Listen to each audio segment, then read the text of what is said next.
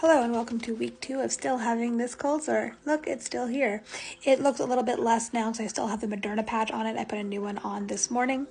In my last video, I did mention that I was going to try putting on an acne patch, and I just wanted to talk about that. So after doing some research with acne patches tend to use one of two different major ingredients, one of them being salicylic acid and the other one being hydrocolloid acid, and it's very important to know the difference between the two. So salicylic acid is not good for cold sores. It will dry out the area. It tends to erode skin, and that skin is already very sensitive, so make sure if you're going to buy an acne patch and try it on your cold sore that it does not contain salicylic acid. Hydrocolloid acid, however, that is the same ingredient that is used in the Moderna patches that are specifically for cold sores. So for example, a pimple patch like this with hydrocolloid acid and tea tree oil, that one should be fine to put on your cold sore.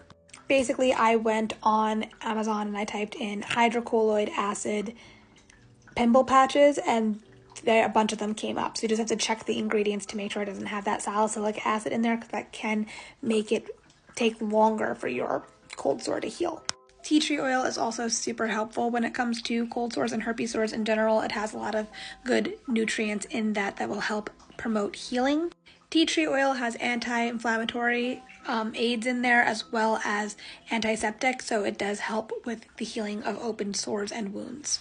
So basically, if you find a pimple patch that has hydrocolloid acid or the tea tree oil or both, that's good. You can try using that. I will say, in comparison to the Moderna ones are more invisible than the pimple patch ones. The Moderna ones also stick better to your lip line and your lip than the pimple patch ones did. So I tried the pimple patch ones last night, and by the morning they were ready to fall off. This Moderna patch I've had on since 6 a.m. and it's pretty well on there, and it's pretty close to invisible. I also will note that the Moderna patch accepts makeup coverage better than the acne patch, but the acne patches are cheaper. For the Moderna at Walmart, I paid $13 for 15 patches. For the patch that I showed on screen before, this one was 120 patches for like $8.99 on sale, $9.99 not on sale on Amazon. So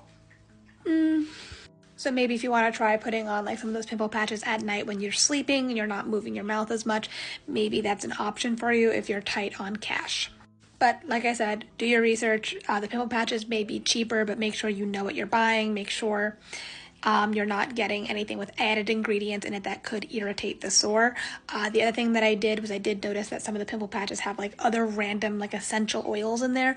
I would Google whatever the oil was and put, is this good for cold sores? And usually it popped up an answer saying, no, it's not good for cold sores because of blank, or it is good for cold sores because of blank, or there's not enough information. So try to stick to the ones that you know, or stick to ingredients that will not irritate the cold sore further. But we'll see how this goes. I'm just trying to get rid of this thing because it's been 2 weeks and I'm just so done. I'm so done with this. It doesn't hurt. It's not a problem in any way. I just want to kiss my fiance. So, wish me luck.